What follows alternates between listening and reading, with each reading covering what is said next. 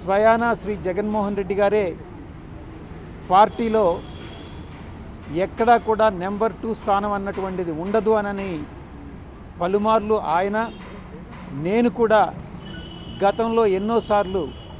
ప్రాంతీయ పార్టీల్లో నెంబర్ 2 స్థానం అన్నటువంటిది ఉండదు, 1 నుంచి 100 దాకా అందరూ ఎవరు ఉండరు, 100 తర్వాతనే ఎవరైనా ఉంటారని పలుమార్లు చెప్పడం జరిగింది. కానీ ఈరోజు దానికి పూర్తి భిన్నంగా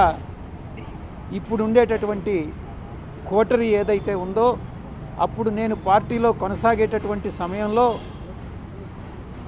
నన్ను నెంబర్ 2గా యాక్సెప్ట్ చేయకుండా కూడా ఈరోజు పార్టీ వదిలి వెళ్ళిపోయిన తర్వాత, కేసులు చుట్టుముట్టిన తర్వాత